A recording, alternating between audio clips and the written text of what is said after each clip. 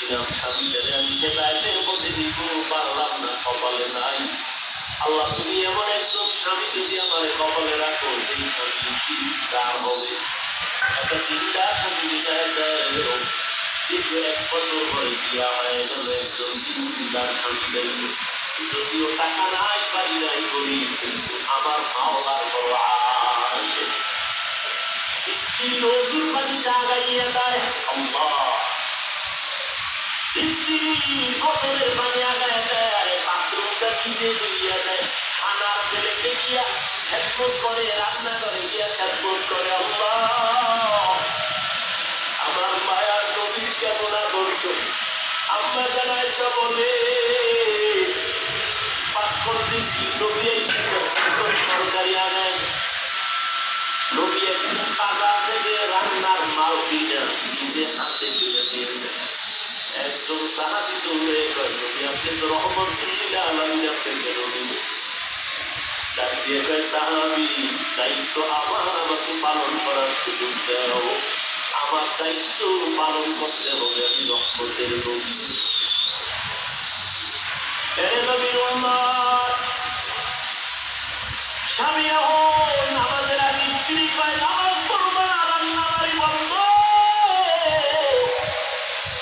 একবেলার নামাজও জানো টাইমের থেকে উল্টা পাল্টা না। নামাজ পড়বা, এরপরে রান্না হলে হলো, না হলে নাই।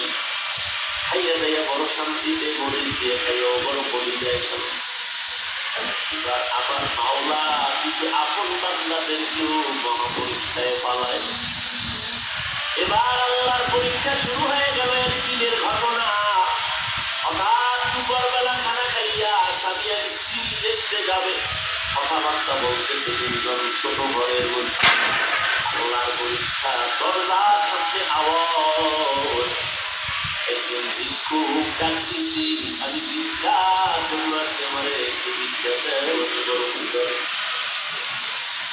আল্লাহর বান্দি চিন্তায় পড়ে গেল, সেই আগের পরীক্ষা না জানি শুরু হয়ে। আল্লাহর বান্দি এবার স্বামীকে বলবে দূরের কথা, স্বামী লাফ দিয়ে উঠে কয়, বিবি এমন একটা টাইমে ভিক্ষুক আমার দরজায় দাঁড়াইছে, খানা খাই, ভিক্ষা দিব পরের কথা, দেখো কিছু খানা দেওয়া যায়। টাকাওয়ালারা গরিবের লাঠি মারতে চিন্তাও করে। অথচ মদিনার নবী বলেন, গরিবেরা ধনী লোকের 500 বছর আগে জান্নাতে চলে যাবে। আল্লাহর বান্দা বলে, বিবি দেখো।